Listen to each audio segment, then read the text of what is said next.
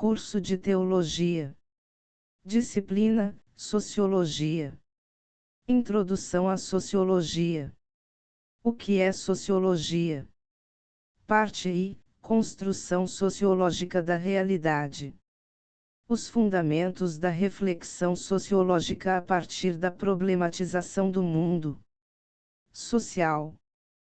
Para alguns, a sociologia representa uma poderosa arma a serviço dos interesses dominantes, para outros, é a expressão teórica dos movimentos revolucionários. Mas afinal, o que é sociologia?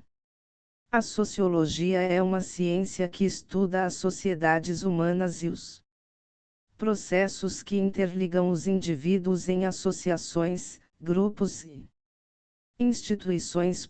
Enquanto o indivíduo isolado é estudado pela psicologia, a sociologia estuda os fenômenos que ocorrem quando vários indivíduos se encontram em grupos de tamanhos diversos, e interagem no interior desses grupos. Pondo-se de lado alguns trabalhos precursores, como os de Maquiavel. Itália em Florença, de 1469 a 1527, e Montesquieu, França em Bordeaux, 1689. 1755, o estudo científico dos fatos humanos somente começou a se constituir em meados do século XIX. Nessa época, assistia-se ao triunfo dos métodos das ciências naturais. Diante da comprovação inequívoca da fecundidade do caminho metodológico apontado por Galileu, Itália em Pisa, de 1564 a 1642, e outros, alguns pensadores que procuravam conhecer cientificamente os fatos humanos passaram a abordá-los segundo as coordenadas das ciências naturais. Outros, ao contrário, afirmando a peculiaridade do fato humano e a consequente necessidade de uma metodologia própria. Essa metodologia deveria levar em consideração o fato de que o conhecimento dos fenômenos naturais e um conhecimento de algo externo ao próprio homem, enquanto nas ciências sociais o que se procura conhecer é a própria experiência humana, interna. De acordo com a distinção entre experiência externa e experiência interna, poder-se-ia distinguir uma série de contrastes metodológicos entre os dois grupos de ciências. As ciências exatas partiriam da observação sensível e seriam experimentais, procurando obter dados mensuráveis e regularidades estatísticas que conduzissem à formulação de leis de caráter matemático. As ciências humanas, ao contrário, dizendo respeito à própria experiência humana, seriam introspectivas, utilizando a intuição direta dos fatos, e procurariam atingir não generalidades de caráter matemático, mas descrições qualitativas de tipos e formas fundamentais da vida do espírito. Os positivistas, como eram chamados os teóricos da identidade fundamental entre as ciências exatas e as ciências humanas, tinham suas origens sobretudo na tradição empirista inglesa que remonta a Francis Bacon.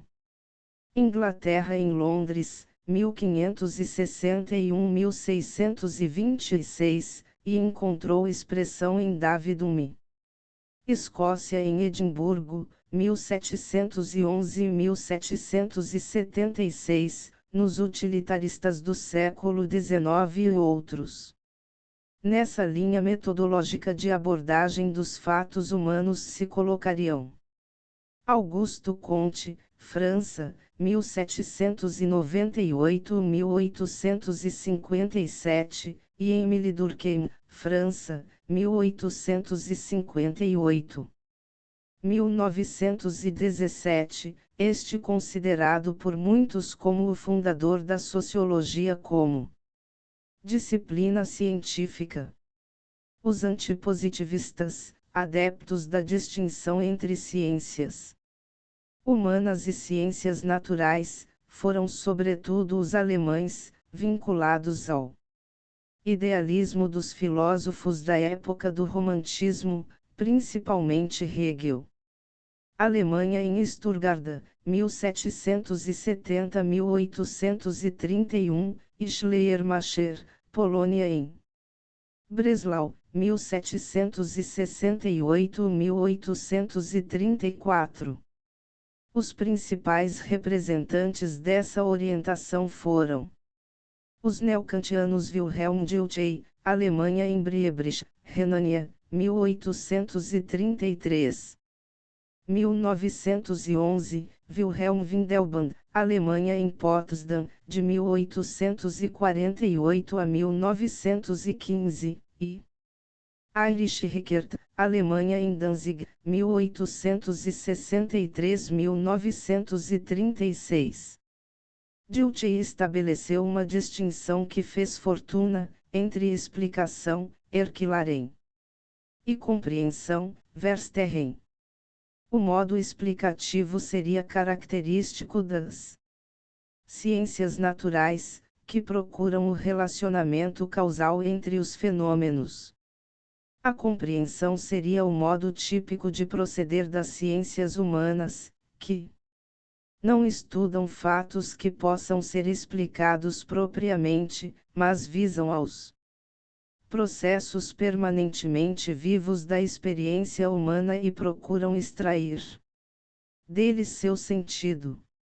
Os sentidos, ou significados, são dados, segundo Dilthey, na própria experiência do investigador, e poderiam ser empaticamente apreendidos por outros em interação com ele conforme a vivência de cada um.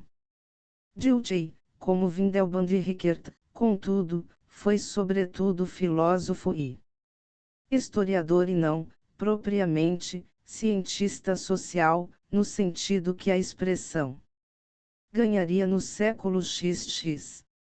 Outros levaram o método da compreensão ao estudo de fatos humanos particulares, constituindo diversas disciplinas compreensivas.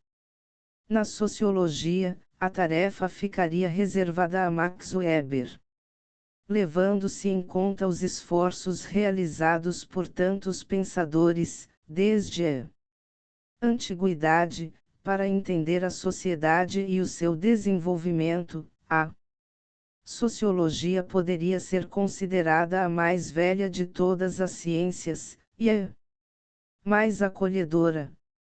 Tanto que hoje em dia praticamente todo mundo é sociólogo porque todos estamos sempre analisando os nossos comportamentos e as nossas experiências interpessoais, pois, até por razões emocionais, de alguma forma nos acostumamos a contemplar e a dar palpite sobre os movimentos da sociedade, as forças que conduzem os seres humanos, as razões dos conflitos sociais, as origens da família, as relações entre Estado e direito, o funcionamento dos sistemas políticos, a função das ideologias e das religiões, etc.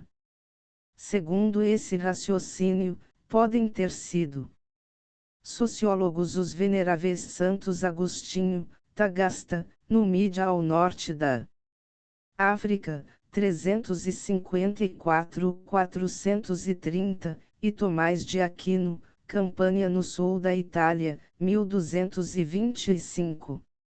1274, e Padre Antônio Vieira, Portugal em Lisboa, de 1608 a 1697, que interpretavam a realidade social de acordo com os dogmas e interesses da Igreja Católica, bem como os notáveis Ibn Khaldun, historiador islâmico. Tunísia, 1332-1406, e Maquiavel, que criticavam toda interpretação teológica da sociedade. Ibn Khaldun é um precursor das ciências sociais e é reconhecido como o historiador principal do mundo árabe em seu tempo. Mas, o mundo árabe de então dominava também o Mediterrâneo, Espanha e metade de Europa do Leste.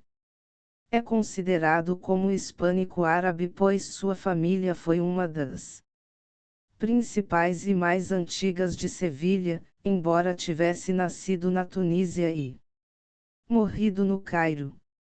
Era diplomata e estadista, professor nas instituições precursoras do que hoje associamos à ideia de universidade e magistratura.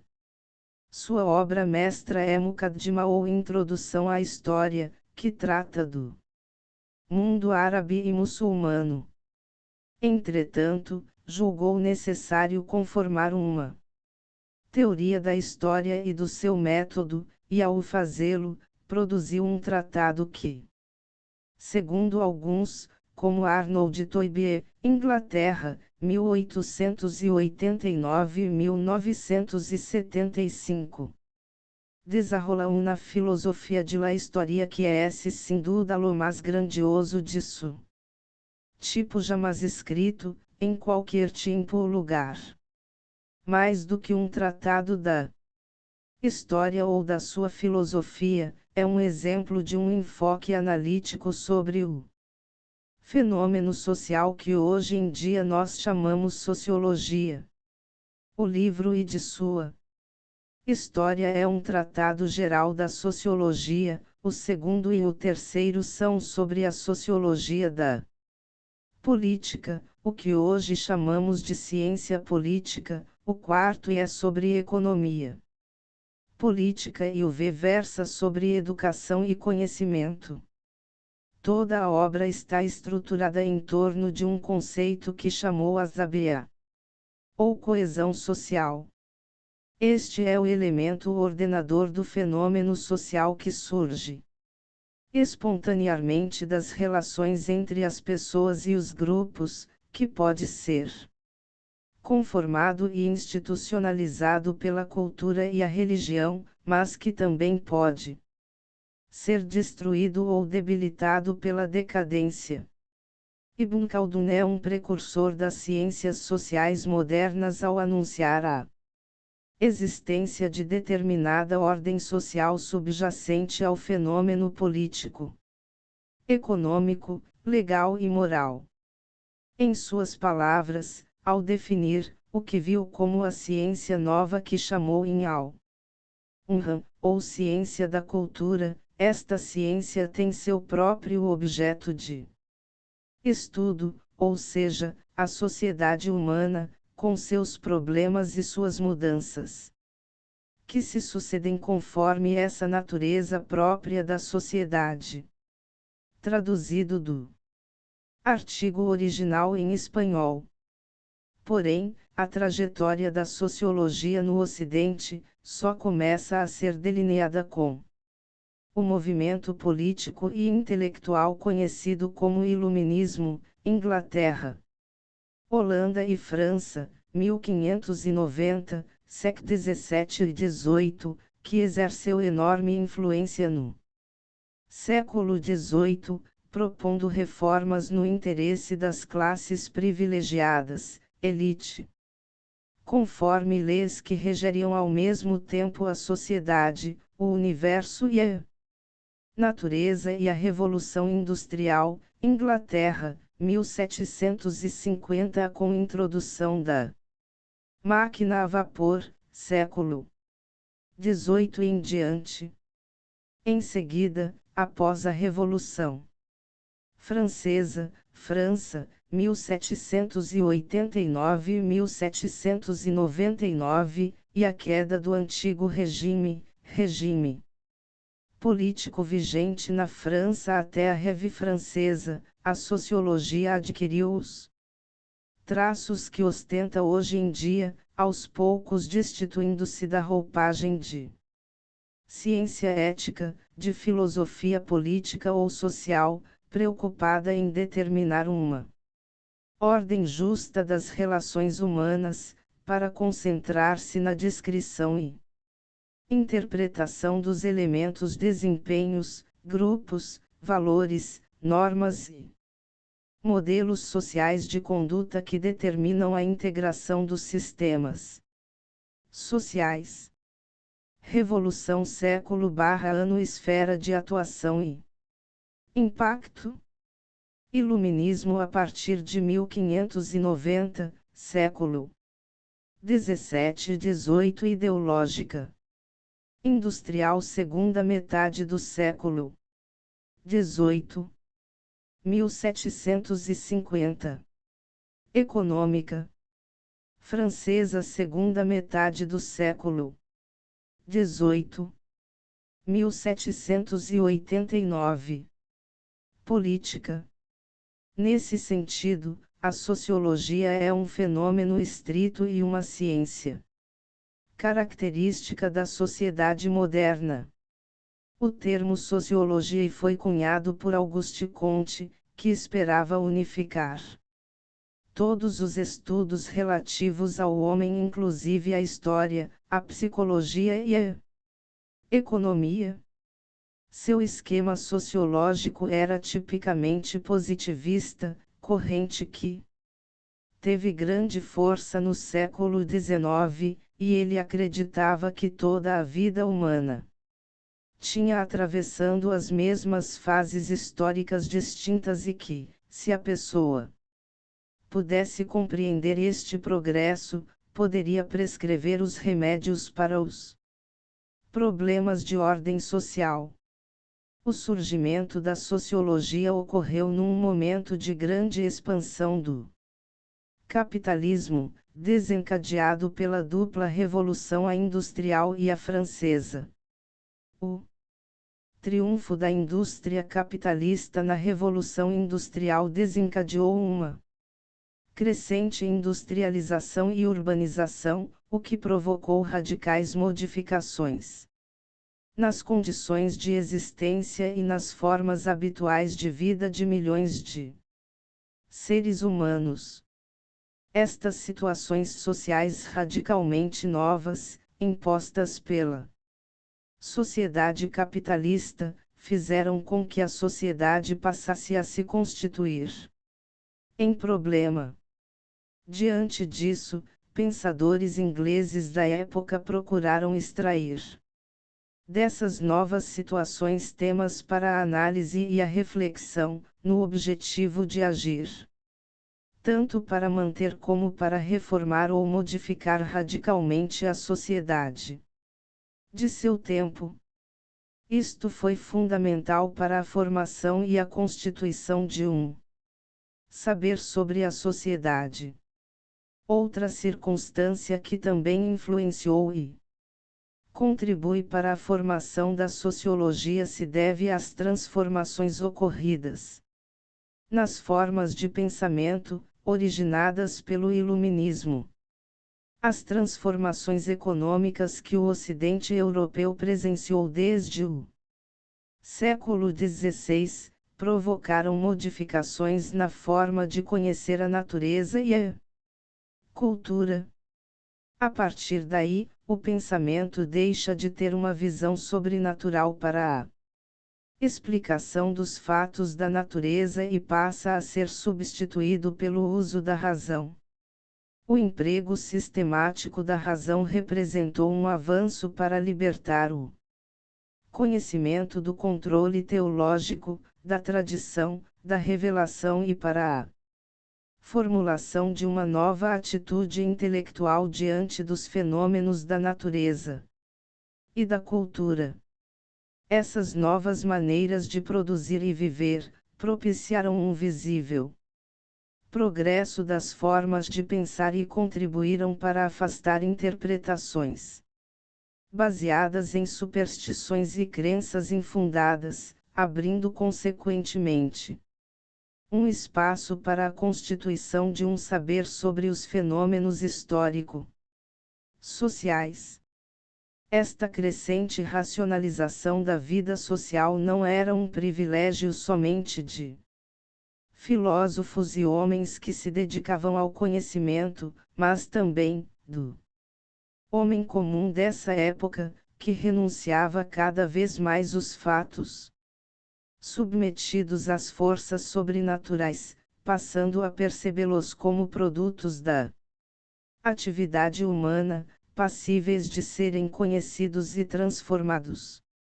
A Revolução Francesa contribuiu para o surgimento da sociologia na medida em que o objetivo dessa revolução era mudar a estrutura do Estado monárquico e, ao mesmo tempo, abolir radicalmente a antiga forma de sociedade, promover profundas inovações na economia, na política, na vida cultural, etc., além de desferir seus golpes contra a Igreja.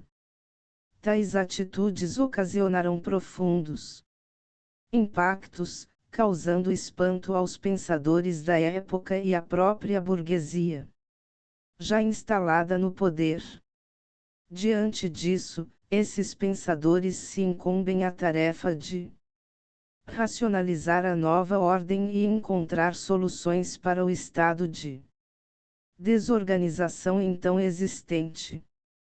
Mas, para estabelecer esta tarefa seria necessário, segundo eles, conhecer as leis que regem os fatos sociais e instituir uma ciência da sociedade. Assim, pensadores positivistas da época concluíram que, para restabelecer a organização e o aperfeiçoamento na sociedade, seria necessário fundar uma nova ciência. Essa nova ciência assumia, como tarefa intelectual, repensar o problema da ordem social, ressaltando a importância de instituições como a autoridade, a família, a hierarquia social, destacando a sua importância teórica para o estudo da sociedade. A oficialização da sociologia foi, portanto, em larga medida, uma criação do positivismo que procurará realizar a legitimação intelectual do novo regime. Foram as ideias desenvolvidas por incontáveis homens e mulheres, ao longo da história humana, que começa na Mesopotâmia e no Egito há mais de 4.000 anos antes do nascimento de Cristo, que reunidas, trabalhadas e revistas, formaram o que hoje temos como conhecimento em todas as áreas da vida. A sociologia foi o resultado da união de inúmeros pensadores, nas diversas partes do mundo. Alguns se conheciam, muitos outros nunca se viram. Uns complementando outros, até formar o que conhecemos como ciência sociológica ou ciência da sociedade ou sociologia. Destes tantos, 4 pensadores foram responsáveis por estruturar os fundamentos da sociologia, possibilitando criar 3 linhas mestras explicativas, fundadas por eles e aos quais iremos estudar com mais profundidade. 1. A positivista funcionalista, tendo como fundador Auguste Comte e seu principal expoente clássico Émile Durkheim, França, 1858-1917, de fundamentação analítica. 2. A sociologia compreensiva iniciada por Max Weber, Alemanha, 1864. 1920, de matriz teórico-metodológica hermenêutico-compreensiva, e 3. A sociologia dialética, iniciada por Karl Marx, Inglaterra, 1818-1883. Que mesmo não sendo um sociólogo e sequer se pretendendo a tal, deu início a uma profícua linha de explicação sociológica. Teórico Princípios teóricos. Auguste Comte. Positivismo. Emile Durkheim. Fato social, consciência coletiva, anomia. Max Weber Ação social. Karl Marx Modo de produção, mais-valia, acumulação. Primitiva, alienação, materialismo histórico. Ideologia, luta de classes, materialismo dialético. Como fazer ciência. Com objeto e método. Parte segundo os clássicos da sociologia. Auguste Comte. O núcleo da filosofia de Comte radica na ideia de que a sociedade só pode ser convenientemente reorganizada através de uma completa reforma intelectual do homem. Ele achava que antes da ação prática, seria necessário fornecer aos homens novos hábitos de pensar de acordo com o estado das ciências de seu tempo. Por essa razão, o sistema kantiano estruturou-se em torno de 3 temas básicos. Em primeiro lugar, uma filosofia da história com o objetivo de mostrar as razões pelas quais uma certa maneira de pensar, chamada por ele filosofia positiva ou pensamento positivo, deve imperar entre os homens. Em segundo lugar, uma fundamentação e classificação das ciências baseadas na filosofia positiva. Finalmente, uma sociologia que, determinando a estrutura e os processos de modificação da sociedade, permite-se a reforma prática das instituições. A contribuição principal de Comte à filosofia do positivismo foi sua adoção do método científico como base para a organização política da sociedade industrial moderna. O estado positivo corresponde à maturidade do espírito humano.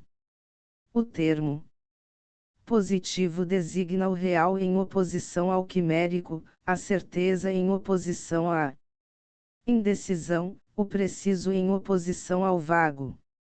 É o que se opõe às formas teológicas ou metafísicas de explicação do mundo. A explicação da queda de um objeto ou corpo, o primitivo explicaria a queda como uma ação dos deuses, o metafísico Aristóteles explicaria a queda pela essência dos corpos pesados, cuja natureza os faz tender para baixo. Onde seria seu lugar natural, Galileu, espírito positivo, não indagaria o porquê. Não procuraria as causas primeiras e últimas, mas se contentaria em descrever como o fenômeno da queda ocorre. Não era apenas quanto ao método de investigação que a filosofia positivista se aproximava das ciências da natureza. A própria sociedade foi concebida como um organismo constituído de partes integradas e coesas que funcionavam harmonicamente, segundo um modelo físico ou mecânico. Por isso, o positivismo foi chamado também de organicismo.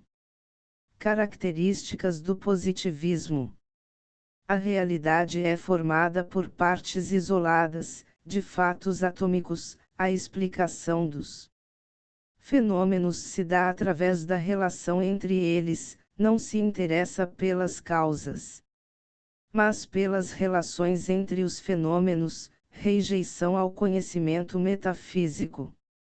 Há somente um método para a investigação dos dados naturais e sociais. Tanto um quanto o outro são regidos por leis invariáveis. Em sua lei dos 3 estados ou estágios do desenvolvimento intelectual, Comte teoriza que o desenvolvimento intelectual humano havia passado, historicamente, primeiro por um estágio teológico, em que o mundo e a humanidade foram explicados nos termos dos deuses e dos espíritos, depois, através de um estágio metafísico transitório, em que as explanações estavam nos termos das essências, de causas finais, e de outras abstrações, e, finalmente, para o estágio positivo moderno. Este último estágio se distinguia por uma consciência das limitações do conhecimento humano. Lei dos 3 estados, características: estado teológico, estado metafísico, estado positivo. Tudo tem origem no sobrenatural. Época dos sacerdotes e militares. Domínio da organização militar. Tudo tem origem na razão, na natureza e em forças misteriosas. Época jurídica. Prevalece a organização jurídica. Ciência substitui a razão, natureza e forças misteriosas. Época industrial. Predomínio do intelectual. Principalmente o sociólogo. A economia se junta à sociologia para, juntas, guiarem os destinos da organização social. Comte tentou também uma classificação das ciências, baseada na hipótese que as ciências tinham se desenvolvido a partir da compreensão de princípios simples e abstratos, para daí chegarem à compreensão de fenômenos complexos e concretos.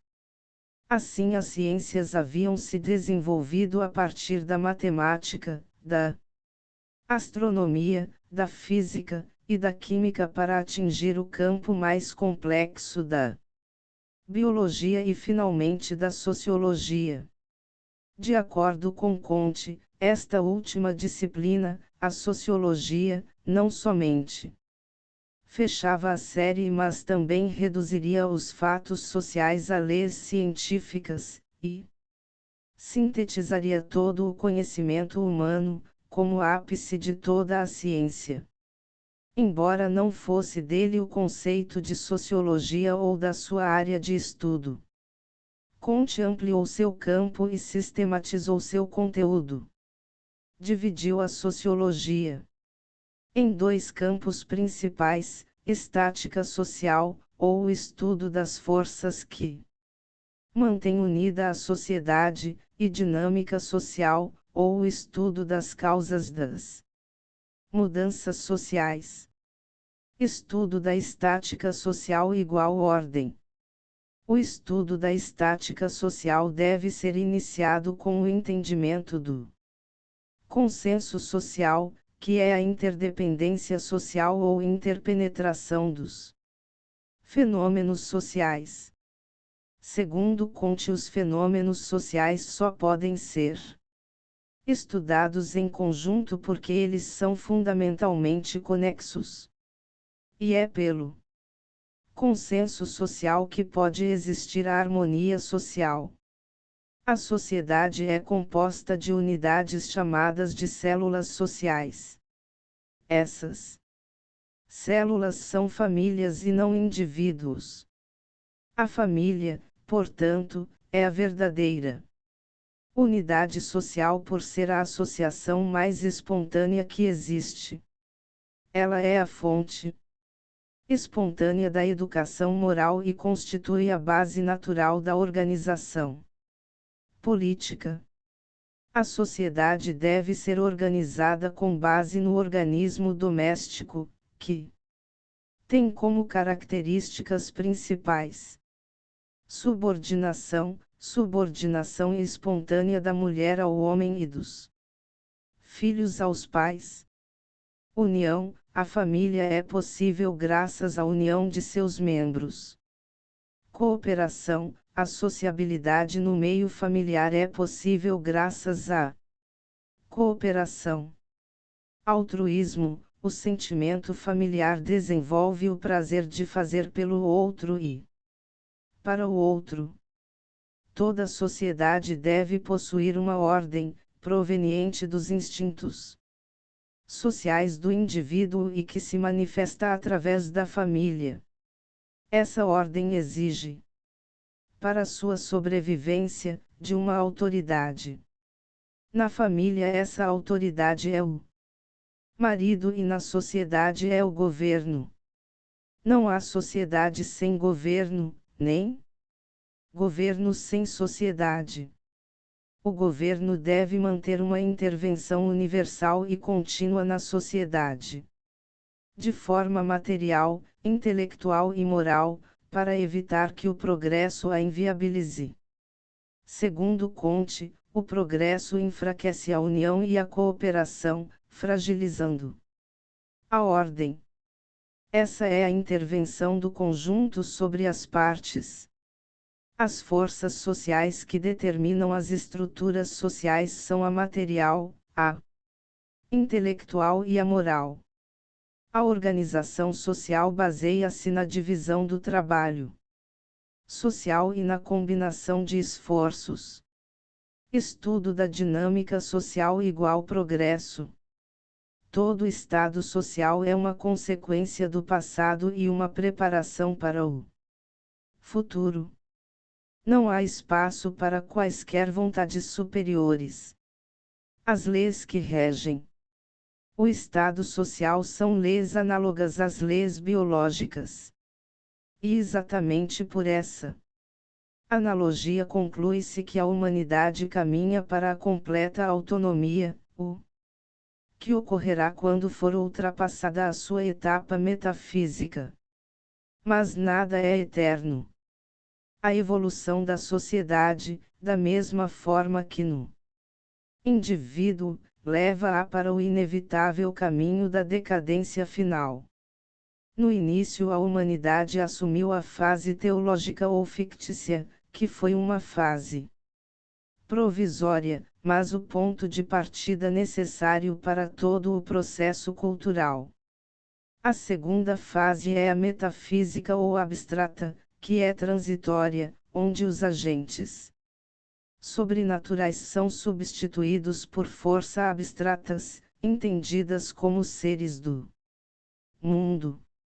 A terceira fase é a positiva, científica ou real, que é a fase definitiva da humanidade, quando o homem descobre a impossibilidade de obter conhecimentos absolutos e desiste de indagar sobre a origem e a finalidade do universo, assim como sobre as causas íntimas dos fenômenos. O homem passa a se preocupar apenas em descobrir as leis efetivas que estabelecem as relações invariáveis de sucessão e semelhança. Estuda-se as leis a abandona. Se a pesquisa das causas. Problema fundamental do estado positivo, conciliação da ordem com o progresso, que é a condição necessária ao aparecimento do verdadeiro sistema político. Toda ordem estabelecida deverá ser compatível com o progresso, assim como todo progresso, para ser realizado, deverá permitir as consolidação da ordem. Estado positivo significa o fracasso da teologia e da metafísica. Em seguida, virá o domínio do positivismo e da sociologia, fazendo surgir a religião da humanidade, com o predomínio do altruísmo e da harmonia social. Emile Durkheim. Durkheim viveu numa época de grandes conflitos sociais entre a classe dos empresários e a classe dos trabalhadores. É também uma época em que surgem novos problemas sociais como favelas, suicídios, poluição, desemprego, etc. No entanto, o crescente desenvolvimento da indústria e tecnologia fez com que Durkheim tivesse uma visão otimista sobre o futuro se o capitalismo. Ele pensava que todo o progresso desencadeado pelo capitalismo traria um aumento generalizado da divisão do trabalho social e, por consequência, da solidariedade orgânica, a ponto de fazer com que a sociedade chegasse a um estágio sem conflitos e problemas sociais.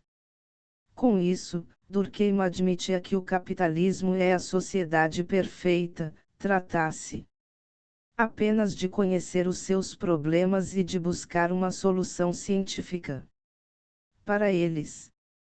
Em outras palavras, a sociedade é boa, sendo necessário, apenas curar as suas doenças. Tal forma de pensar o progresso de um jeito positivo fez com que Durkheim concluísse que os problemas sociais entre empresários e trabalhadores não se resolveriam dentro de uma luta política, e, sim, através da ciência, ou, melhor, da sociologia. Esta seria, então, a tarefa da sociologia. Compreender o funcionamento da sociedade capitalista de modo objetivo para observar, compreender e classificar as leis sociais, descobrir as que são falhas e corrigi-las por outras mais eficientes. E como está estruturada esta sociedade segundo Durkheim? A estrutura da sociedade é formada pelas esferas política, econômica e ideológica. Estas esferas formam a estrutura social responsável pela consolidação do capitalismo.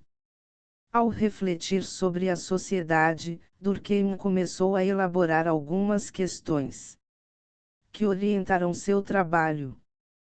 1. O que faz uma sociedade ser sociedade?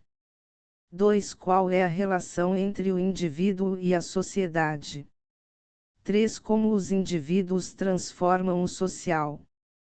4. O social é a superação do individual. Em que momento os indivíduos constituem uma sociedade? Uma outra preocupação de Durkheim, assim como outros pensadores, era a formação de uma ciência social desvinculada das ciências naturais. Além disso, na emergência do proletariado, era preciso encontrar formas de controle de tal forma que o indivíduo se integre à ordem. Este princípio será aplicado na educação. A contribuição de Durkheim foi de importância fundamental para que a sociologia adquirisse o status de ciência, pois ele estuda a sociedade e separa os fenômenos sociais da psicologia, construindo um objeto e um método. Na obra As Regras do Método Sociológico, publicada em 1895, definiu o método a ser usado pela sociologia e as definições e parâmetros para a sociologia tornar-se uma ciência, separada da psicologia e filosofia. Ele formulou o tipo de acontecimentos sobre os quais o sociólogo deveria se debruçar, os fatos sociais. Estes constituiriam o objeto da sociologia. Método sociológico de Emile Durkheim. Primeiro, regra do método: tratar o fato social como coisa.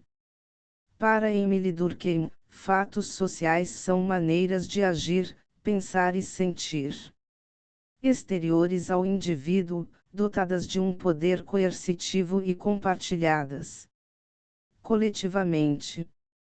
Variam de cultura para cultura e têm como base a moral social, estabelecendo um conjunto de regras e determinando o que é certo ou errado, permitido ou proibido. não podem ser confundidos com os fenômenos orgânicos nem com os psíquicos, constituem uma espécie nova de fatos. Três são as características que Durkheim distingue nos fatos sociais. É geral, se repete em todos os indivíduos. Tem natureza coletiva. É exterior, independe da vontade ou adesão consciente do indivíduo. Les. É coercitivo. 2. Se impõe sobre o indivíduo. Os fatos sociais deveriam ser encarados como coisas, isto é, objetos, que, lhe sendo exteriores, poderiam ser medidos, observados e comparados, independentemente do que os indivíduos pensassem ou declarassem a seu respeito. Para se apoderar dos fatos sociais, o cientista deve identificar, dentre os acontecimentos gerais e repetitivos, aqueles que apresentam características exteriores comuns. 2. Coerção, repressão, restrição de direitos, que limita a liberdade de agir individual. A regra da escola é usar uniforme composto de blusa com logotipo do colégio, calça jeans azul e tênis. Fato social é diferente do individual / emocional. Fato individual. Determinação biológica. Fato orgânico. Fato social. Existe antes. Indivíduo. Fato social. Existe depois. Fato social. Não se reduz ao individual. Durkheim separa o social do individual e do orgânico. É coletivo. É representação coletiva. Porque considerar o fato social como coisa, para afastar os pré-conceitos, as pré-noções e o individualismo, ou seja, seus valores e sentimentos pessoais em relação ao acontecimento a ser estudado. Como se reconhece um fato social? Pelo poder de coerção que exerce ou que pode exercer sobre os indivíduos. Identificado pelas sanções ou resistências a alguma atitude individual contrária. E quando é exterior a ele. Se um aluno chega no colégio de roupa de praia, ele estará em desacordo com a regra e sofrerá sanção por isso, seja a voltar para casa ou uma advertência por escrito. O social é o entre nós, onde se dá a interação, troca. As transformações que se produzem no meio social, sejam quais forem as causas, repercutem em todas as direções do organismo social e não podem deixar de afetar mais ou menos todas as suas funções. Durkheim não aceita a ideia que diz ser o social formado de processos psíquicos. Durkheim afirma que o social não pertence a nenhum indivíduo, mas ao grupo que sofre pressões e sanções sendo obrigado a aceitá-lo. Partindo do princípio de que o objetivo máximo da vida social é promover a harmonia da sociedade consigo mesma e com as demais sociedades, e que essa harmonia é conseguida através do consenso social, a saúde do organismo social se confunde com a generalidade dos acontecimentos e com a função destes na preservação dessa harmonia, desse acordo coletivo que se expressa sob a forma de sanções sociais. Quando um fato põe em risco a harmonia, o acordo, o consenso e, portanto, a adaptação e evolução da sociedade estão diante de um acontecimento de caráter mórbido e de uma sociedade doente. Portanto, normal é aquele fato que não extrapola os limites dos acontecimentos mais gerais de uma determinada sociedade e que reflete os valores e as condutas aceitas pela maior parte da população. Patológico é aquele que se encontra fora dos limites permitidos pela ordem social e pela moral vigente. Em As Regras do Método Sociológico, escrito em 1894, Durkheim coloca que, primeiro, devemos afastar sistematicamente todas as ideias pré-concebidas ou prenoções ao se estudar um fato social.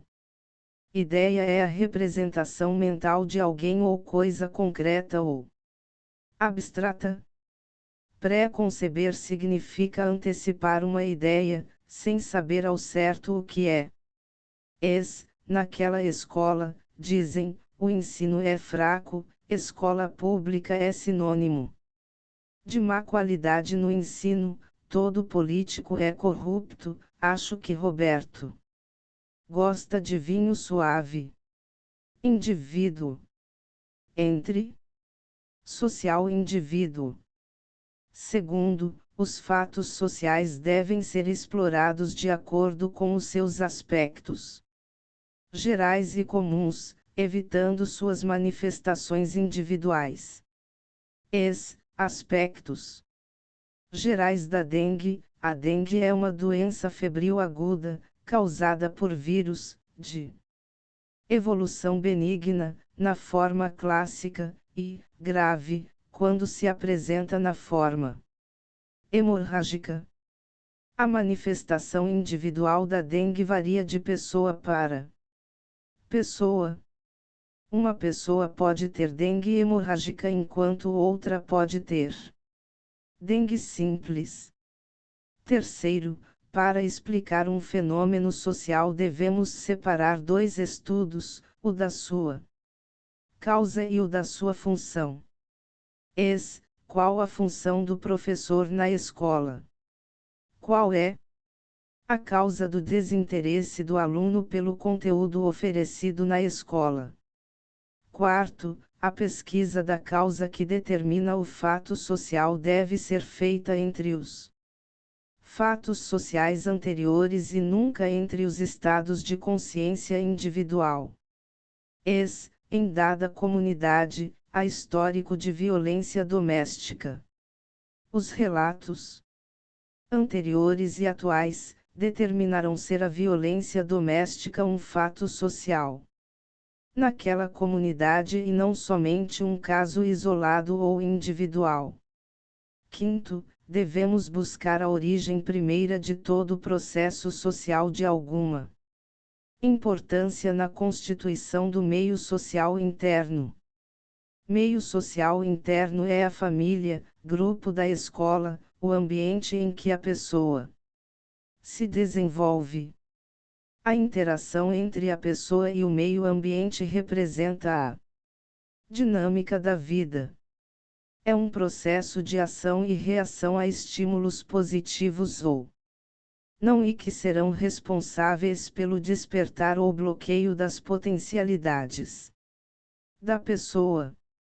Processo social é qualquer mudança ou interação social em que é possível destacar uma qualidade ou direção contínua ou constante. Produz aproximação, cooperação, acomodação, assimilação, ou afastamento. Competição, conflito. O todo se manifesta numa parte. O todo é mais do que a soma das partes, porque a consciência coletiva passa pela individualidade, mas vai além desta individualidade. Em seu livro da Divisão do Trabalho Social de 1893, Durkheim reconhecia a existência de duas consciências. Segundo ele, em cada uma de nossas consciências há duas consciências, uma, que é conhecida por todo o nosso grupo e que, por isso, não se confunde com a nossa, mas sim com a sociedade que vive e atua em nós, a outra, que reflete somente o que temos de pessoal e de distinto, e que faz de nós um indivíduo. Há aqui duas forças contrárias, uma centrípeta e outra centrífuga, que não podem crescer ao mesmo tempo. Para Durkheim, o social é modelado pela consciência coletiva 3, que é uma realidade social resultante do contato social. Essa consciência difere da 3. Consciência coletiva, conjunto das maneiras de agir, pensar e agir, característica de determinado grupo ou sociedade. Impõe-se a consciência individual. É a forma moral vigente na sociedade. Ela aparece como regras estabelecidas que delimitam o valor atribuído aos atos. Consciência individual 4, pertencendo a todos enquanto integrados e a nenhum em particular. Os fenômenos sociais refletem a estrutura do grupo social que os produz, ideia da sociologia moderna. Se a sociedade é o corpo, o Estado é o seu cérebro e por isso tem a função de organizar essa sociedade, reelaborando aspectos da consciência coletiva. Vimos que a sociedade capitalista está cheia de problemas.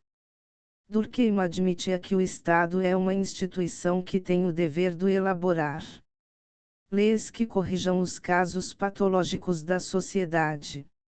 Em resumo, se cabe à sociologia observar, entender e classificar os casos patológicos, procurando criar uma nova moral social, cabe ao Estado colocar em prática os princípios dessa nova moral.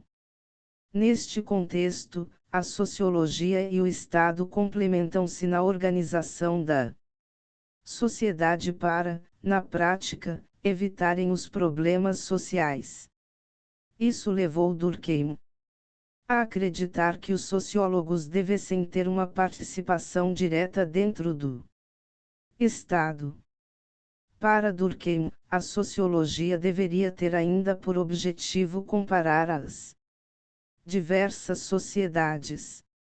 Constituiu assim o campo da morfologia social, ou seja, a classificação das espécies sociais.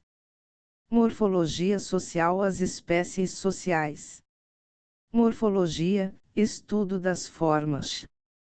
Morfologia social, estudo das estruturas ou das formas de vida social. Para Durkheim, classificação das espécies sociais, inspiração na biologia. Evolução das sociedades. Ponto de partida, a horda, agrupamento social primitivo, em que todos os membros usufruíam de condições iguais.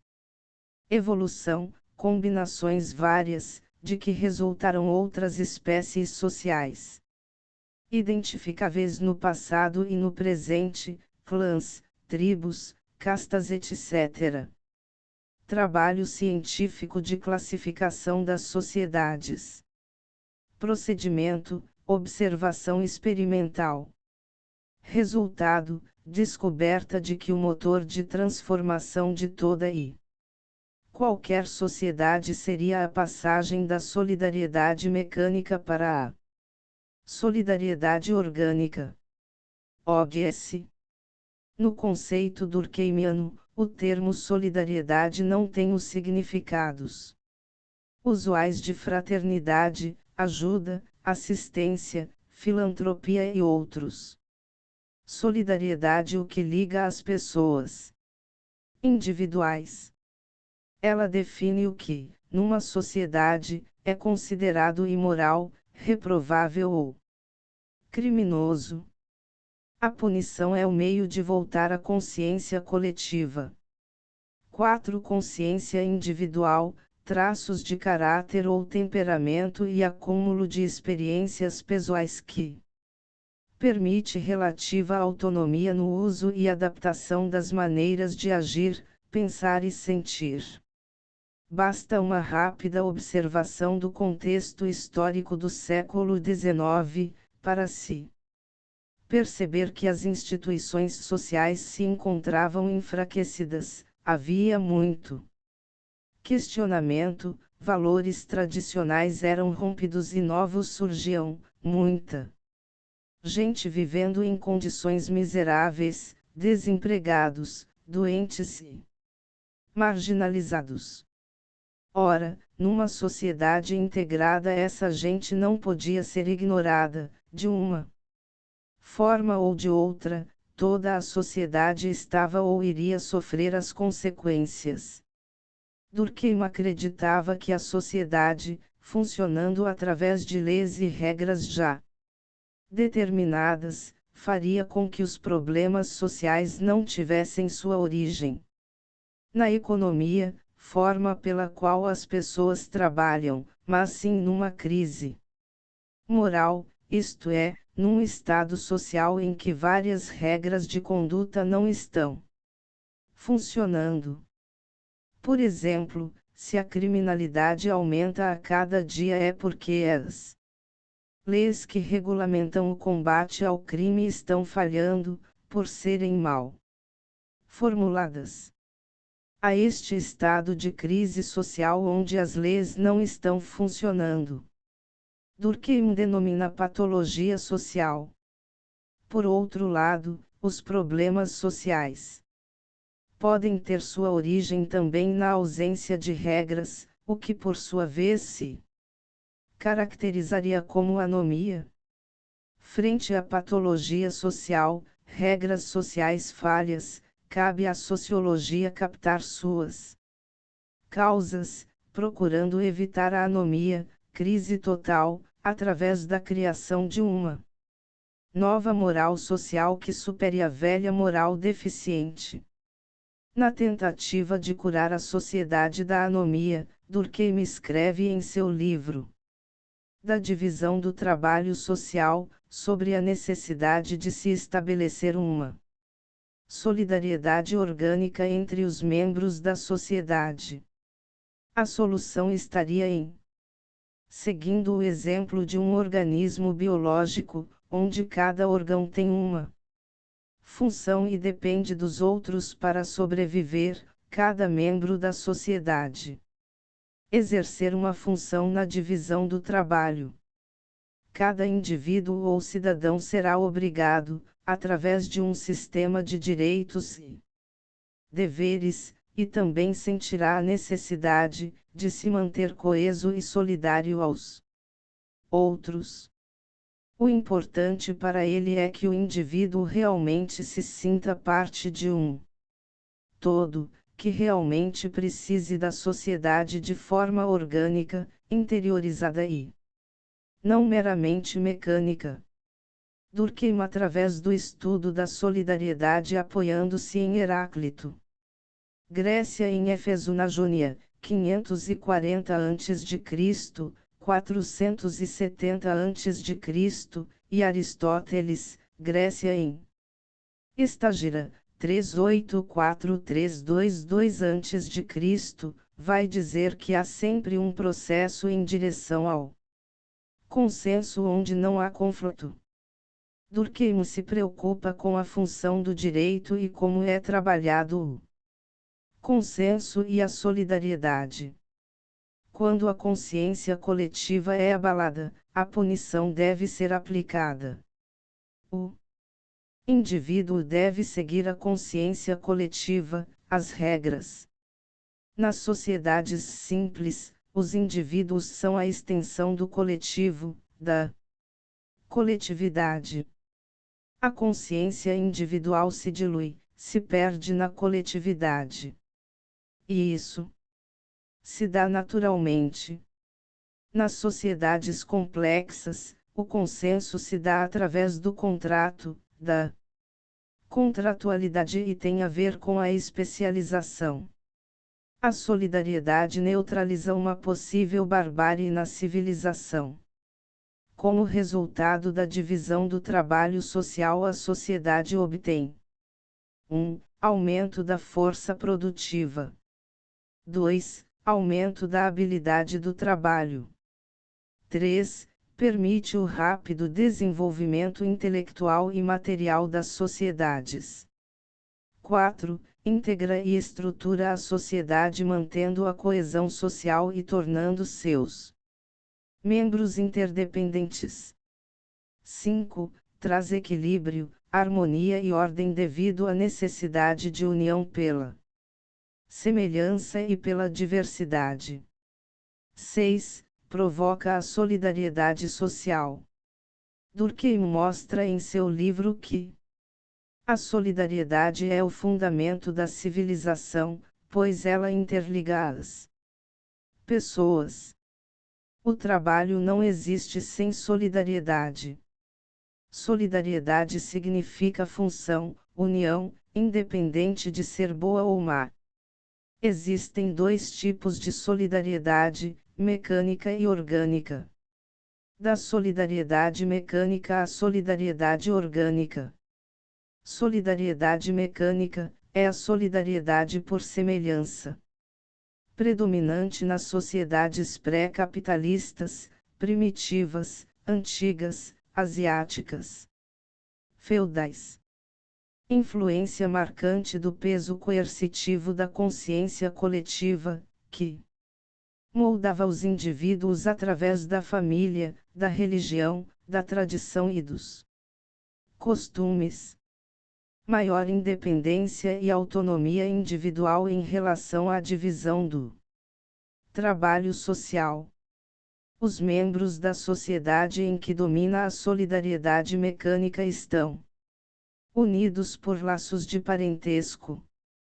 O meio natural e necessário a essa sociedade é o meio natal, onde o lugar de cada um é estabelecido pela consanguinidade e a estrutura dessa sociedade é simples.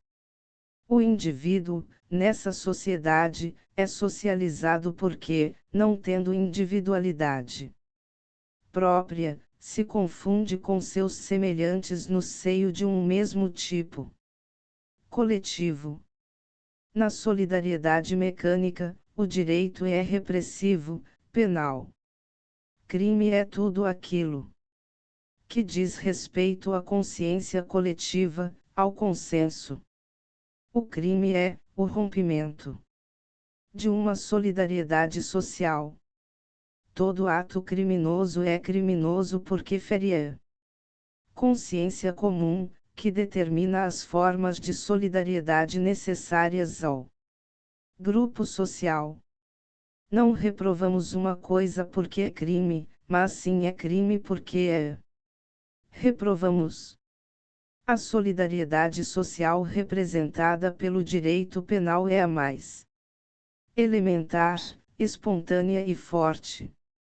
Solidariedade orgânica é a solidariedade por dessemelhança, típica das sociedades capitalistas.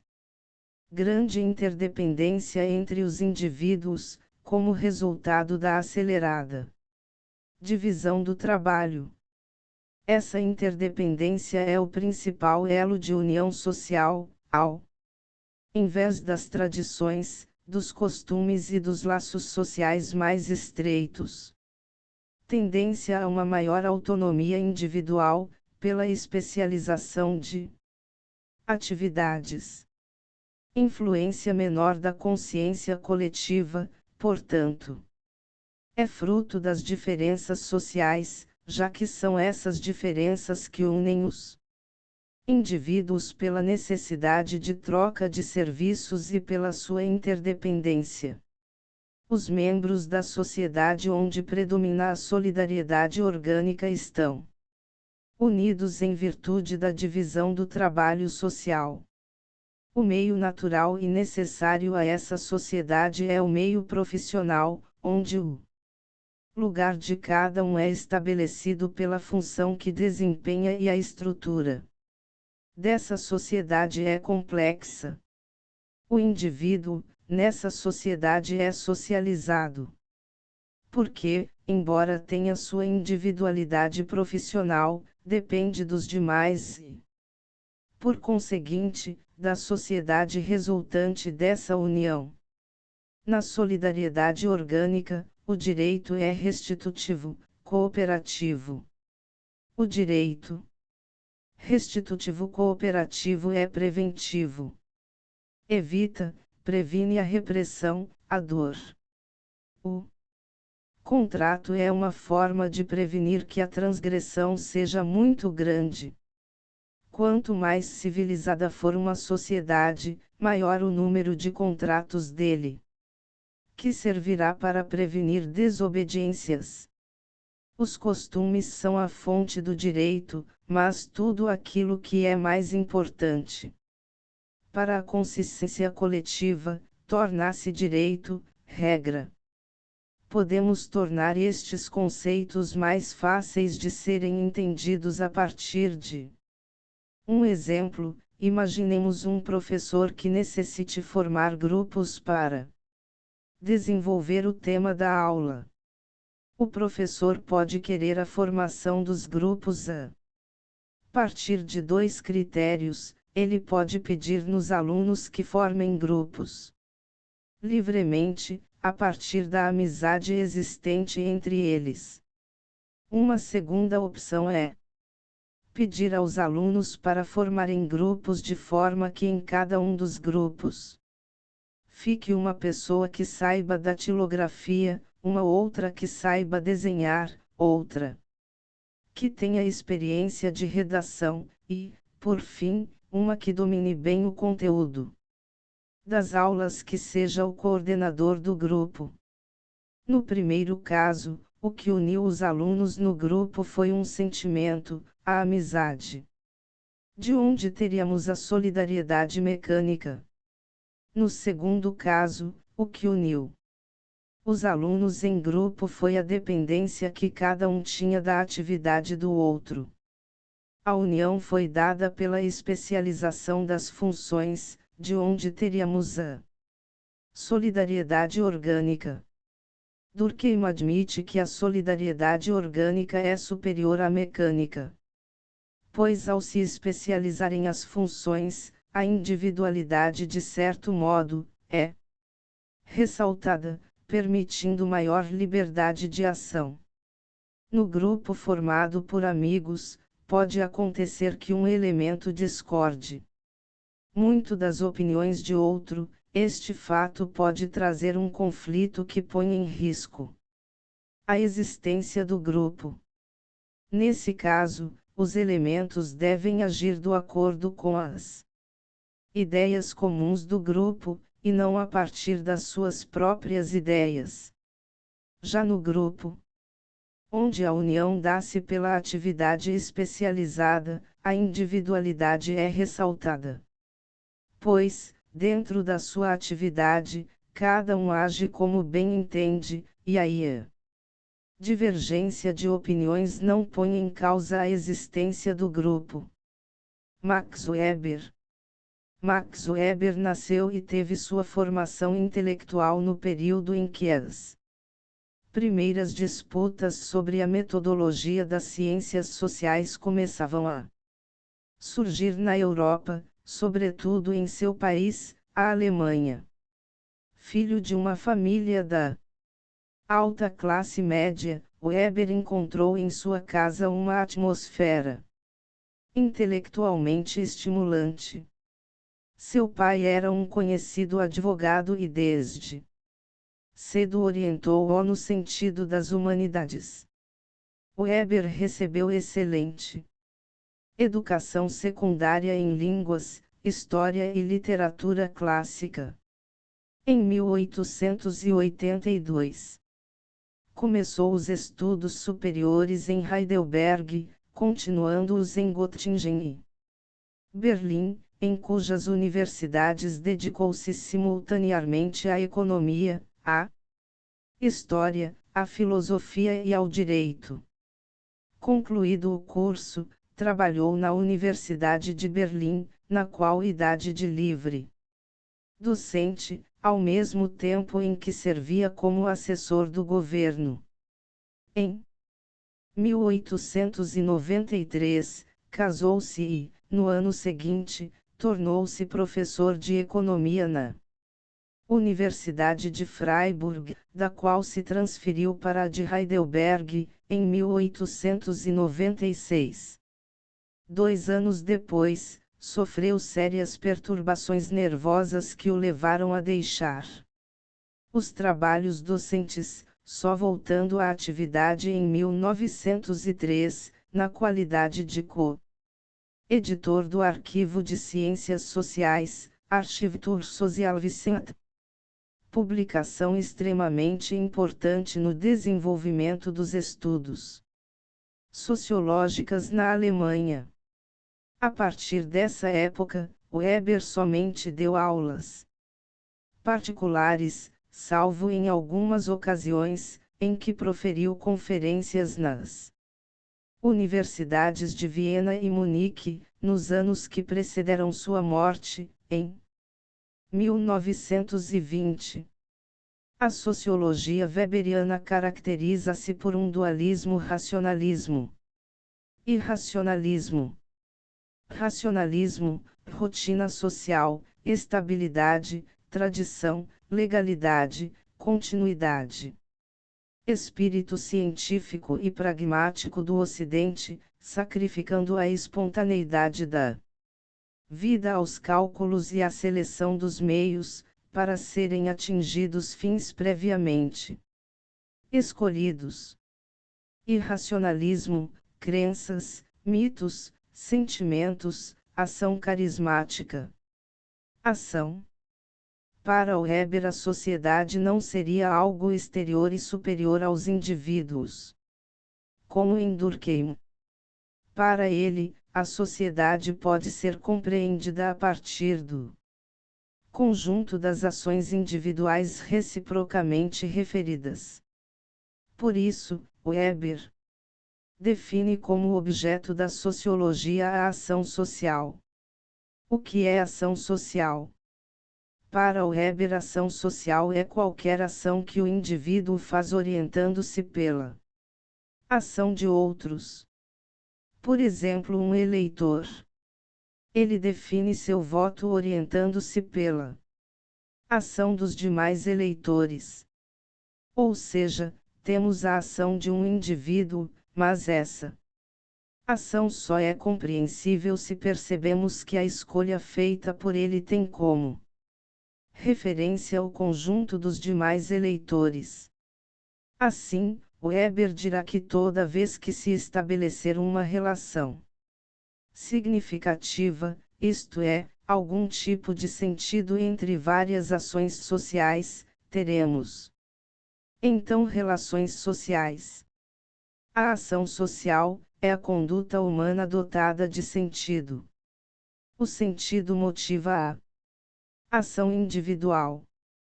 Para Weber, cada sujeito age levado por um motivo que se orienta pela tradição, por interesses racionais ou pela emotividade. O objetivo que transparece na ação social permite desvendar o seu sentido, que é social na medida em que cada indivíduo age levando em conta a resposta ou reação de outros indivíduos. A ação social gera efeitos sobre a realidade em que ocorre.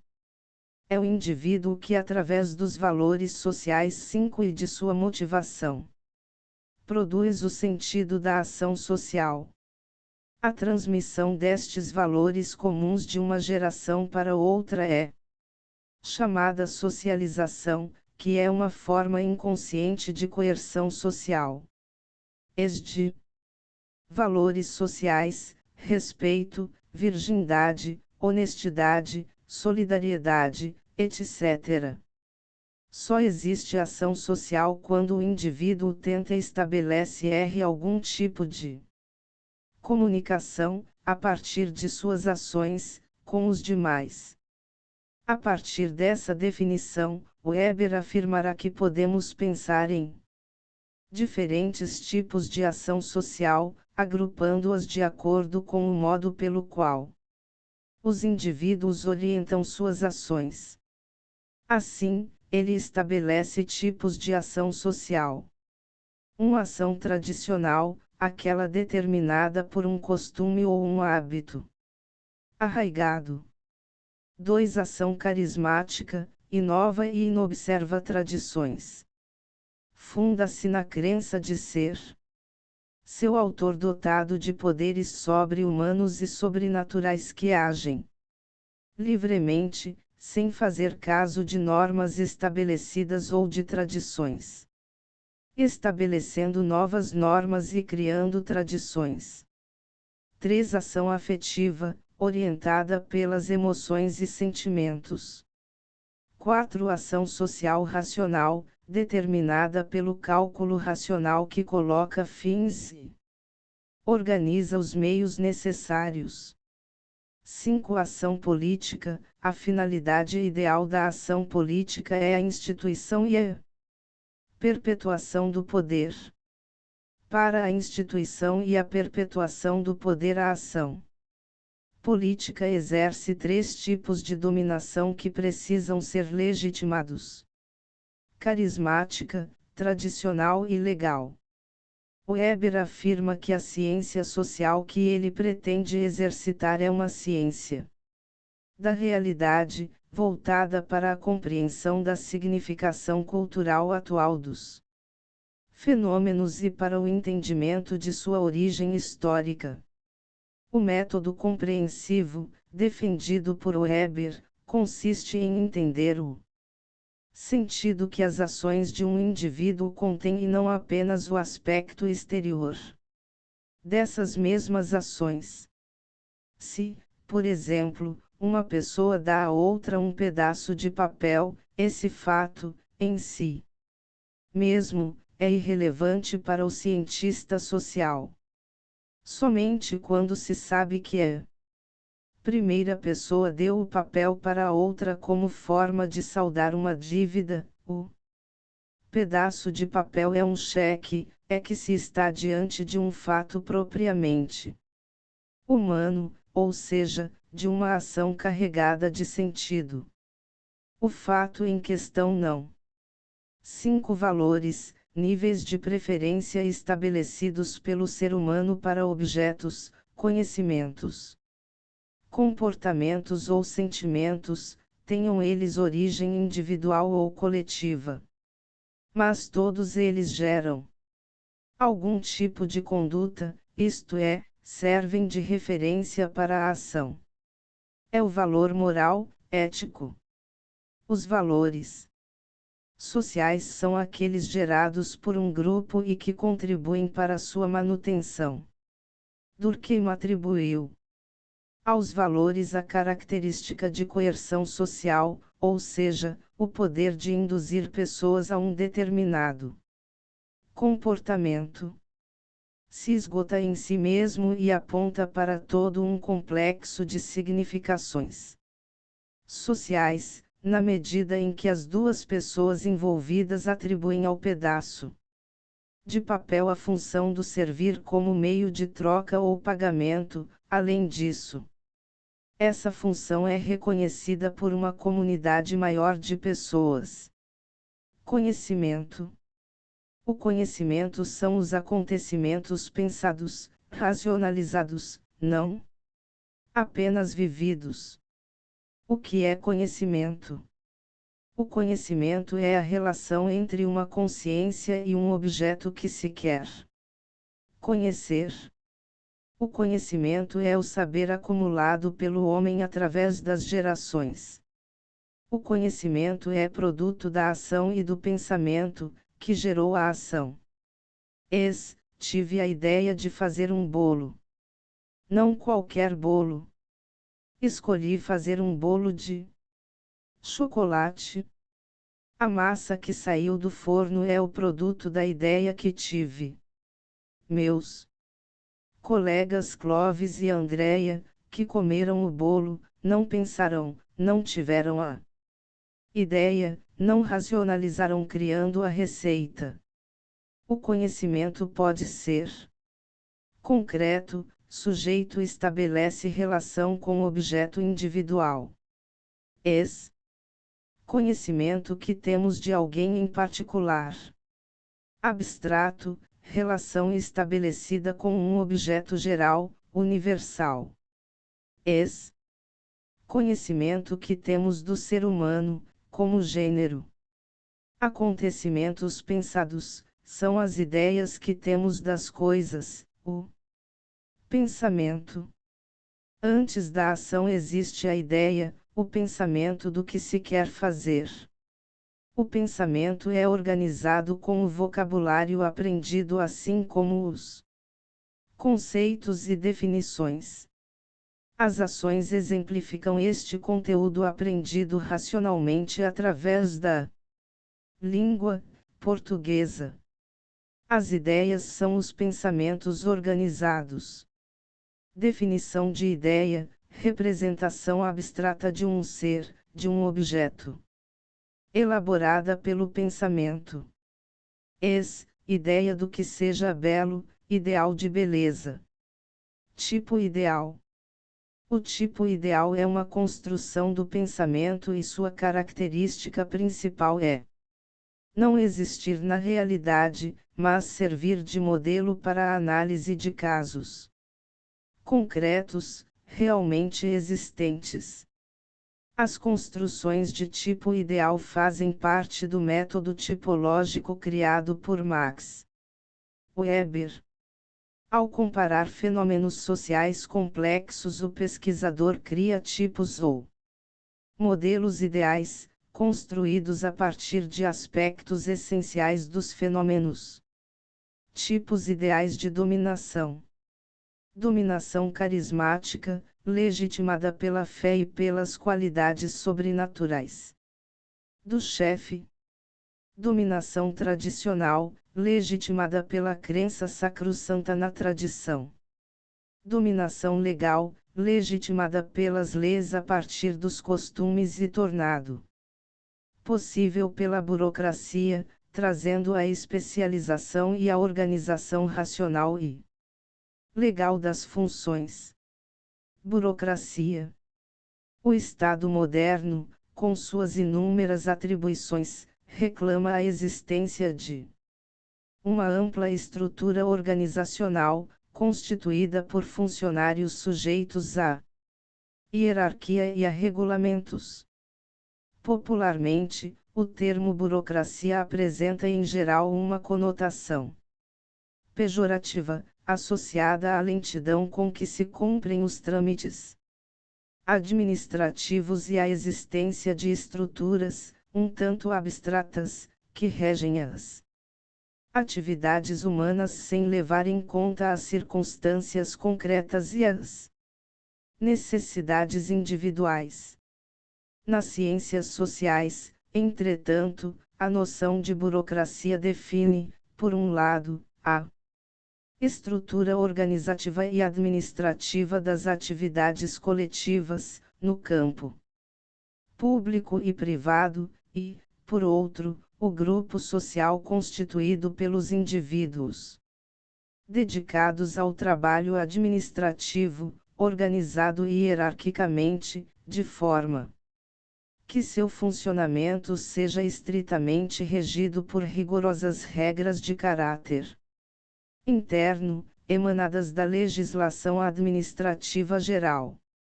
Foi no século XVIII, com a crescente importância assumida pelos organismos administrativos, que Jean-Claude Marie Vincent, senhor de Gournay, criou a palavra burocracia, a partir do francês bureau, escritório, e do grego kratia, poder. Somente em fins do século XIX, o tema passou a ser estudado dentro de uma perspectiva geral. O domínio legal é caracterizado, do ponto de vista da legitimidade, pela existência de normas formais. Do ponto de vista do aparelho, pela existência de um staff administrativo burocrático, grupo qualificado de funcionários. pela aptidão e competência, que assiste a um dirigente em entidades públicas e privadas. Weber, portanto, define a burocracia como a estrutura administrativa, de que se serve o tipo mais puro do domínio legal. Segundo Weber, são três as características da burocracia: a estruturação hierárquica, o papel desempenhado por cada indivíduo dentro da estrutura, e a existência de normas reguladoras das relações entre as unidades dessa estrutura. Divisão do trabalho em áreas especializadas é obtida pela definição precisa dos deveres e responsabilidades de cada pessoa, considerada não individualmente, mas como um cargo. Essa definição de cargo delimita determinadas áreas de competência, que não podem ser desrespeitadas em nenhuma hipótese, de acordo com os regulamentos pertinentes. Em situações extremas ou anômalas, recorre-se à consulta por via hierárquica, ao órgão imediatamente superior.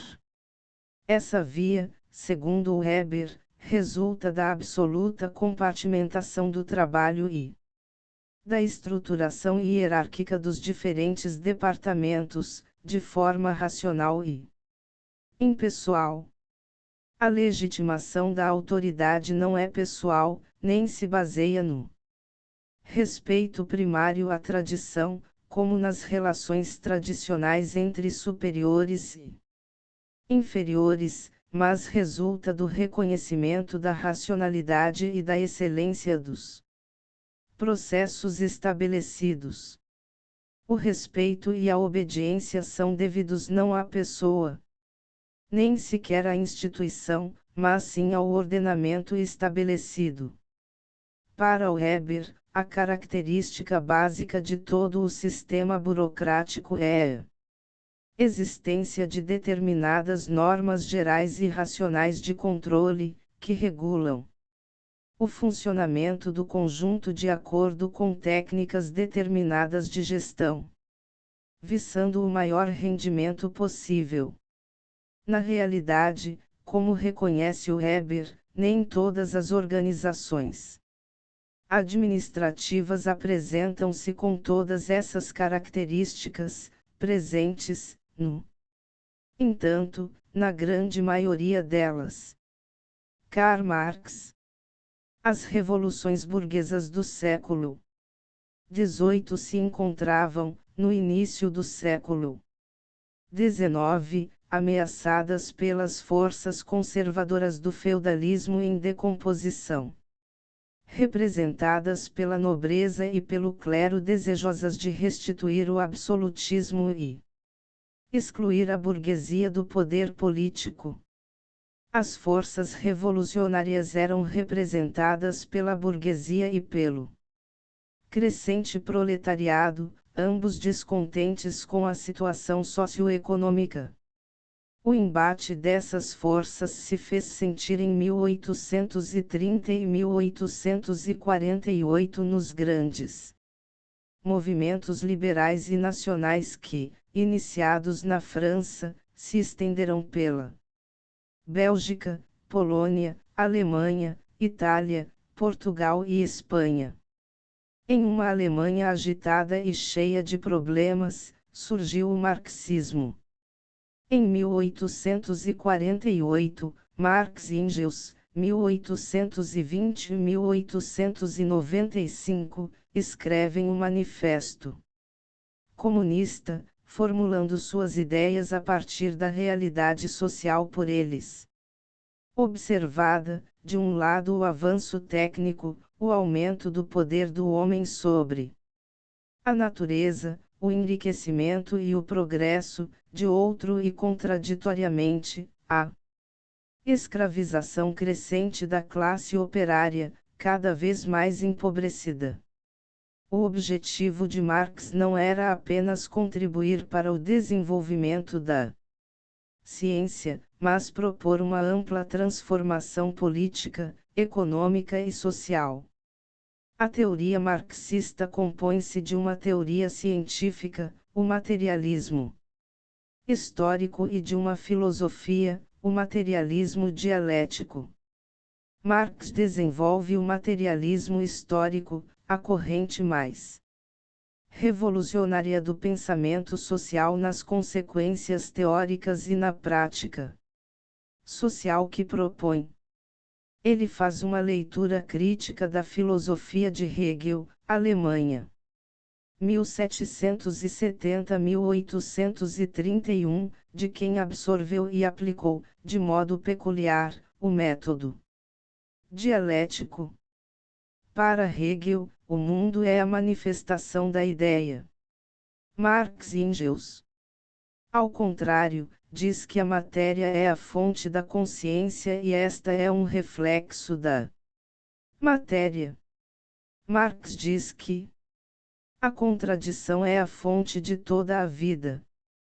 Só na medida em que encerra em si uma contradição é que uma coisa se move, tem vida e atividade. Só o choque entre o positivo e o negativo permite o processo de desenvolvimento e o eleva a uma fase mais elevada. Naturalmente, Marx substitui, do pensamento de Hegel, o espírito ou a ideia, que são os elementos básicos de sua dialética, pelas relações de produção, pelos sistemas econômicos, pelas classes sociais, ou seja, pelas condições materiais de existência.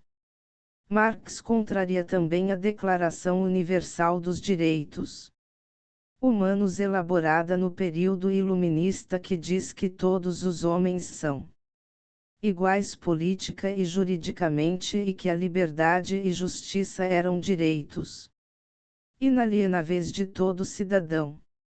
Ele proclama que não existe tal igualdade natural. E observa que o liberalismo vê os homens como átomos, como se estivessem livres das evidentes desigualdades estabelecidas pela sociedade. Ele discordará de Durkheim sobre o consenso, dizendo que não existe consenso, mas sim uma eterna luta de classes.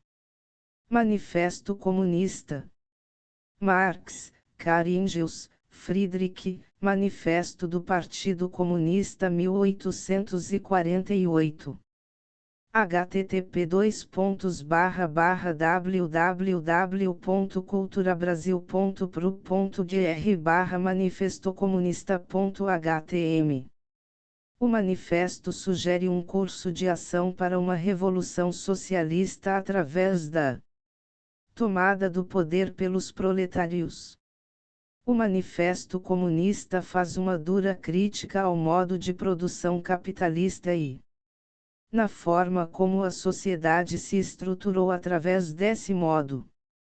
Busca organizar o proletário como classe social capaz de reverter sua precária situação e descreve os vários tipos de pensamento comunista, assim como define o objetivo e os princípios do socialismo científico. Marx e Engels partem de uma análise histórica, distinguindo as várias formas de opressão social durante os séculos e situa a burguesia moderna como nova classe opressora. Não deixa, porém, de citar seu grande papel revolucionário, tendo destruído o poder monárquico e religioso, valorizando a liberdade econômica extremamente competitiva e um aspecto monetário frio em detrimento das relações pessoais e sociais, assim tratando o operário como uma simples peça de trabalho. Este aspecto, juntamente com os recursos de aceleração de produção, tecnologia e divisão do trabalho, destrói todo o atrativo para o trabalhador, deixando-o completamente desmotivado e contribuindo para a sua miserabilidade e coisificação. Além disso, analisa o desenvolvimento de novas necessidades tecnológicas na indústria e de novas necessidades de consumo impostas ao mercado consumidor. Afirmam sobre o proletariado: sua luta contra a burguesia começa com sua própria existência. O operariado, tomando consciência de sua situação, tende a se organizar e lutar contra a opressão, e ao tomar conhecimento do contexto social e histórico onde está inserido, especifica seu objetivo de luta. Sua organização é ainda maior, pois toma um caráter transnacional, já que é subjugação ao capital despojou-o de qualquer nacionalismo. Outro ponto que legitima a justiça na vitória do proletariado seria de que este, após vencida a luta de classes, não poderia legitimar seu poder sob forma de opressão, pois defende exatamente o interesse da grande maioria, a abolição da propriedade. Os proletários nada têm de seu para salvaguardar a exclusividade entre os proletários conscientes, portanto comunistas, segundo Marx e Engels, é de que visam a abolição da propriedade privada e lutam embasados num conhecimento histórico da organização social, são portanto revolucionários. Além disso, destaca que o comunismo não priva o poder de apropriação dos produtos sociais, apenas elimina o poder de subjugar o trabalho alheio por meio dessa apropriação. Com o desenvolvimento do socialismo, a divisão em classes sociais desapareceriam e o poder público perderia seu caráter opressor. Enfim, seria instaurada uma sociedade comunista. Analisam e criticam três tipos de socialismo.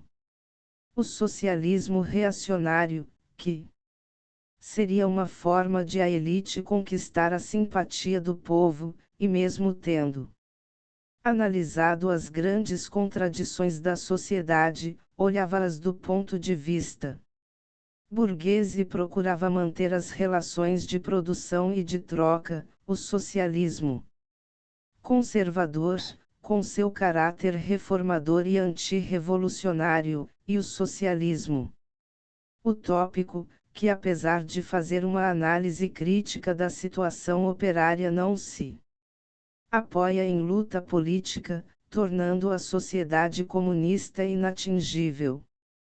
E fecham com as principais ideias do manifesto, com destaque na questão da propriedade privada e motivando a união entre os operários. Acentua a união transnacional, em detrimento do nacionalismo esbanjado pelas nações, como manifestado na célebre frase: proletários de todo o mundo, univos. Marx e o materialismo histórico. Em 1859, Marx e Engels publicaram o prefácio da Contribuição à Crítica da Economia Política. Neste prefácio está a formulação de uma teoria empírica, fundada na observação de condições reais do capitalismo emergente e definida como materialismo histórico. Os conceitos desenvolvidos por Marx em sua teoria são: mercadoria, capital, lei da mais-valia, classes sociais, Estado e ideologia. Em seu livro mais importante, O Capital, Marx afirmava que a nossa sociedade aparece inicialmente como um grande depósito de mercadorias. Por exemplo, relaciono-me com o padeiro, porque compro seu pão, relaciono-me com o cobrador do ônibus, pois pago a passagem. Tudo acaba sendo mercadoria. O trabalhador vende sua capacidade de trabalhar em troca de um salário e assim por diante. Marx diz que a estrutura da sociedade está fundamentada na mercadoria, ou seja, a sociedade está estruturada na economia. Segundo o materialismo histórico, a estrutura econômica de uma sociedade depende da forma como os homens organizam a produção social de bens. Essa estrutura é a verdadeira base da sociedade. É o alicerce sobre a qual se relação do trabalhador com o meio de produção ergue a superestrutura jurídica e política e ao qual correspondem formas definidas de consciência social. A produção social de bens, segundo Marx, engloba dois fatores básicos: as forças produtivas e as relações de produção. As forças produtivas e relações de produção constituem o modo de produção e são as condições naturais e históricas de toda a atividade produtiva que ocorre na sociedade. O modo de produção da vida material condiciona o processo de vida social, política e espiritual em geral. Para Marx, o estudo do modo de produção é fundamental para se compreender como se organiza e funciona uma sociedade.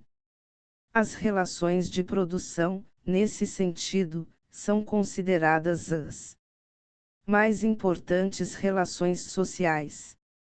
As formas de família, as leis, a religião, as ideias políticas, os valores sociais são aspectos cuja explicação depende, em princípio, do estudo do modo de produção.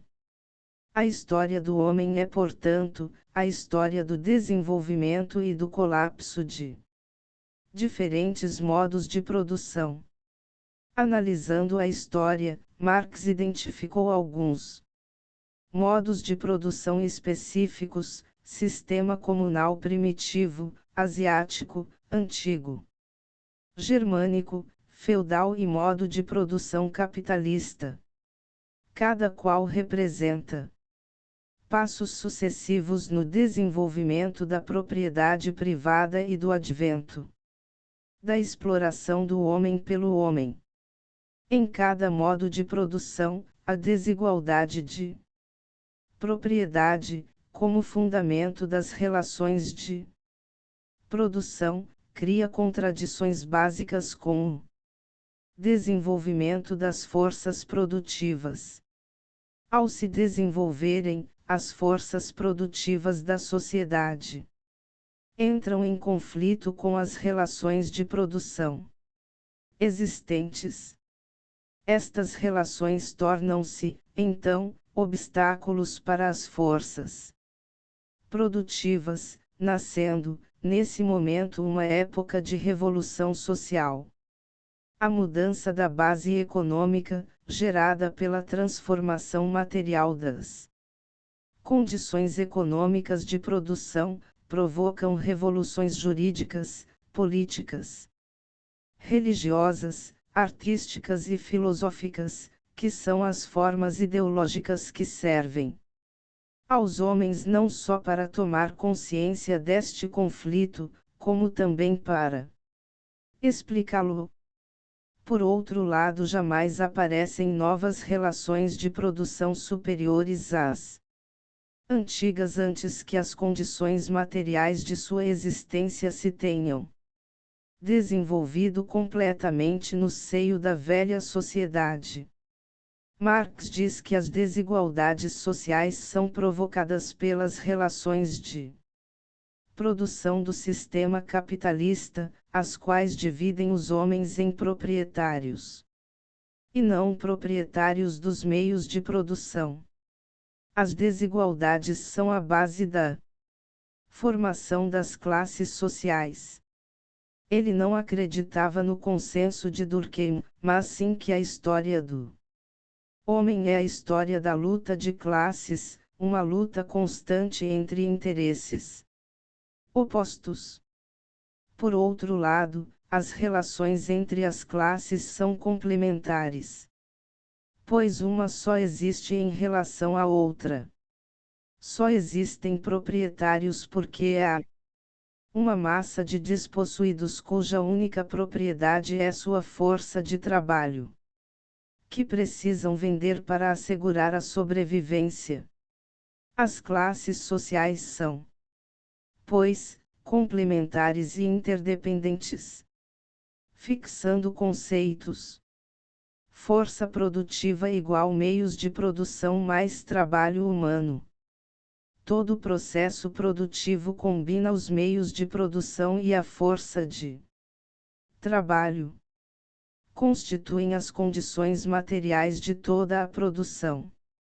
Sem o trabalho humano nada pode ser produzido e sem os meios de produção, o homem não pode trabalhar. Todo processo de trabalho implica em determinados objetos, matérias-primas e determinados instrumentos, ferramentas ou máquinas. Os objetos e instrumentos constituem os meios de produção. O proletariado constitui a força de trabalho. Os meios de produção ou meios de trabalho incluem os instrumentos de produção, máquinas, ferramentas, as instalações, edifícios, armazéns, silos, etc., as fontes de energia utilizadas na produção, elétrica, hidráulica, nuclear, eólica, etc., e os meios de transporte. Os objetos de trabalho são os elementos sobre os quais ocorre o trabalho humano, matérias primas minerais, vegetais e animais, o solo, etc. Modo de produção igual forças produtivas mais relações de produção. Conceito abstrato para definir os estágios de desenvolvimento do sistema capitalista. É a forma de organização socioeconômica associada a uma determinada etapa de desenvolvimento das forças produtivas e das relações de produção. Reúne as características do trabalho preconizado, seja ele artesanal, manufaturado ou industrial. São constituídos pelo objeto sobre o qual se trabalha e por todos os meios de trabalho necessários à produção. Instrumentos ou ferramentas, máquinas, oficinas, fábricas, etc. Existem 6 modos de produção: primitivo, asiático, escravista, feudal, capitalista e comunista. Relações de produção. O trabalho é necessariamente um ato social. As pessoas dependem umas das outras para obter os resultados pretendidos. As relações de produção são as formas pelas quais os homens se organizam para executar a atividade produtiva. As relações de produção podem ser cooperativistas, mutirão, escravistas, como na antiguidade europeia, ou período colonial brasileiro, servis, como na Europa feudal, ou capitalistas, como na indústria moderna. São constituídas pela propriedade econômica das forças produtivas. Na condição de escravos, servos ou assalariados, os trabalhadores participam da produção somente com sua força de trabalho. Na condição de senhores, nobres ou empresários, os proprietários participam do processo produtivo como donos dos meios de produção. Classe social. O conceito científico das classes sociais exige análise dos seguintes níveis: modo de produção, estrutura social, situação social e a Conjuntura. Em uma explicação mais simples, classe social é um grupo de pessoas que têm status social similar segundo critérios diversos, especialmente o econômico. Segundo a ótica marxista, em praticamente toda sociedade, seja ela pré-capitalista ou caracterizada por um capitalismo desenvolvido, existe a classe dominante, que controla direta ou indiretamente o Estado, e as classes dominadas por ela, reproduzida inexoravelmente por uma estrutura social implantada pela classe dominante. Segundo a mesma visão de mundo, a história da humanidade é a sucessão das lutas de classes, de forma que sempre que uma classe dominada passa a assumir o papel de classe dominante, surge em seu lugar uma nova classe dominada, e aquela impõe a sua estrutura social mais adequada para a perpetuação da exploração. Bibliografia consultada. Dicionário do Pensamento Marxista, Tom Botomori. R.J., Jorge Zahar, 1988. Oliveira, Pércio Santos de Introdução à Sociologia, Série Brasil. SP, Ática. 2004. Aranha, Maria L. de Arruda. Filosofando, Introdução à Filosofia. SP. Moderna, 1993. Costa, Maria C. Castilho. Sociologia, Introdução à Ciência da Sociedade. SP. Moderna, 1998. Martins, Carlos Benedito. O que é Sociologia? SP, Brasiliense, 1982. Mexenas, Paulo. Sociologia. SP, Cortês, 1994. Fontes na internet. http://www.iup.org.br/sociologia/sociológica.htm http://www.prof2000.pt/users/dixoc/soc_p.html http://direitone.com.br/artigos/x/148/1448/1448/ http://www.ampux.org.br/cursosoc.doc http://redebonja.cbj.g1.2.dr/elusc/turismo/disciplinas/admin1/grupos/burocract.htm http://smurf3.tripod.com/burocracia.html http://www.dominiopublico.gov.br/pesquisa/pesquisa obra-form.do.select_actu N igual _autor igual 8260. http://www.infonet.com.br/marcosmonteiro/sociologia jurídica/objeto da sociologia. .doc